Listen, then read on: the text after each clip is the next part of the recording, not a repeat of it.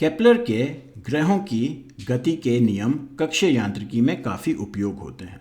ये आते हैं जर्मन खगोलज्ञ योहान्स केपलर द्वारा। वैसे यह बताना भी चाहिए कि यह सारा खगोल विज्ञान भारत से चल के 16वीं शताब्दी में यूरोप पहुंचा था। फिर भी संक्षिप्त रूप से केपलर के 3 नियमों से कक्षीय यांत्रिकी की अच्छी परिचय होती है। केपलर का पहला नियम को कहते हैं कक्षाओं का नियम।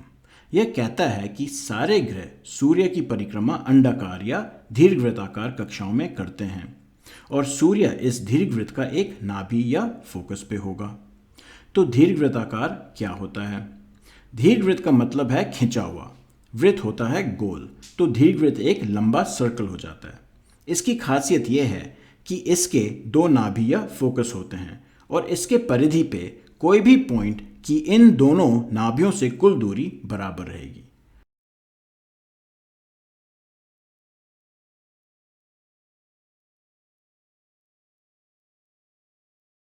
तो ऐसे ही उपग्रह भी दीर्घवृत्ताकार में होते हैं और उसका एक नाभि भूकेंद्र होगा।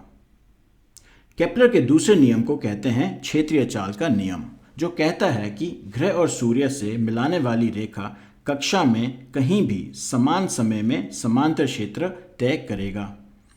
इसको इस चित्र से समझ सकते हैं। समय t में उपग्रह पॉइंट A से पॉइंट B जाता है और क्षेत्रफल A तय करता है। पॉइंट C से D जाने में भी समय t लगे तो उपग्रह क्षेत्रफल A ही तय करेगा। तो यह इसलिए होता है क्योंकि जब उपग्रह धरती के पास हो तो उसकी गति तेज होती है। दीर्घवृत्त आकार कक्षा में धरती के सबसे नज़दीक बिंदु को उपभू या पेरिजी कहते हैं और यहाँ गति अधिकतम होती है। इसके विपरीत पृथ्वी के सबसे दूर बिंदु को अपभू या एपोजी कहते हैं और यहाँ गति सबसे धीरे होती है।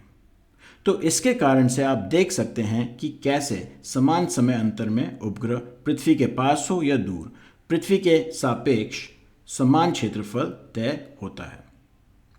केपलर का तीसरा नियम या परिक्रमण काल का नियम बताता है कि अगर ग्रह की परिक्रमण काल या वो समय जो ग्रह को सूर्य का चक्कर लगाने में लगे, अगर वो t है तो समय t का वर्ग उसके अंडाकार कक्षा के अर्ध दीर्घ अक्ष a के तृतीय घात के अनुपात होता है।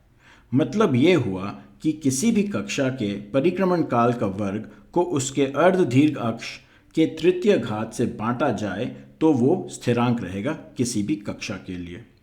कक्षीय यांत्रिकी में इससे महत्वपूर्ण परिणाम यह निकलता है कि कक्षा की परिक्रमण काल सिर्फ उसके कक्षा के दीर्घ अक्ष या मेजर एक्सिस पे निर्भर है।